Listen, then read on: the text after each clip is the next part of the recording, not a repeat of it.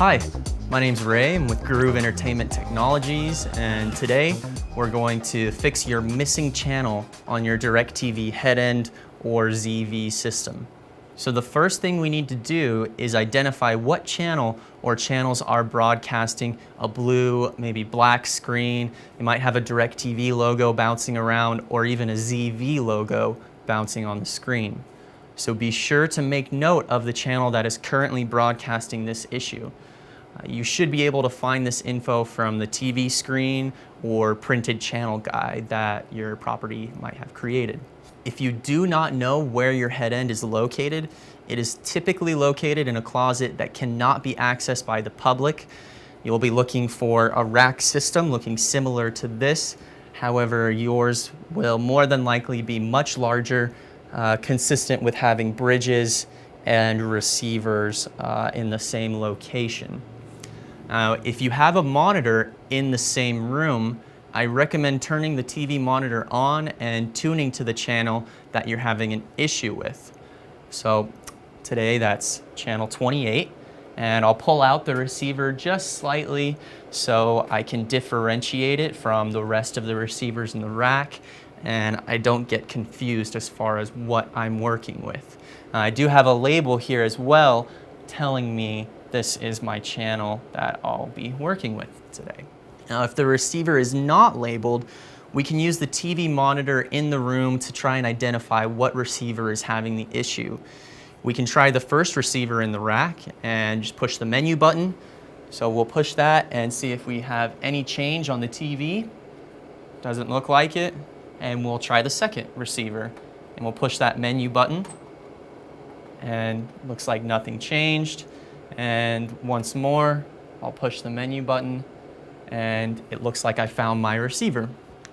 So if the screen does change to this menu here, we should push this menu button once more in order to get out of our menu. Now, it will also auto time out, so no need to push it a second time on all of the receivers. So now that we've identified the channel we want to change, the first thing would be to push the guide button on the DIRECTV receiver. This is going to help us change our channel. We have our guide button here. And this guide is going to display what channel was currently broadcast highlighted on the screen. So it looks like we have some high stakes poker. And I'll say we'll watch some college football. So I'll scroll through the guide, find the channel that I want to change to. And once I have it highlighted, I'll push the select button just above the arrow keys and we'll tune to that channel. So if this does not correct the issue, we'll want to try and just reset the receiver, and hopefully a little reset will fix our problem and we can see the red reset button on the top side here. And if that also does not fix our issue, we have a backup. We have our power here that we can unplug just for a couple seconds and plug it in. Okay. So when we do this, we want to ask, did our screen change? Do we see any different results? We want to make sure we're tuned to the correct channel, verify that all of our connections on the DIRECTV receiver and the ZeeVee bridge are firmly connected. So we'll wiggle our way back to the back side here and we'll check our connections.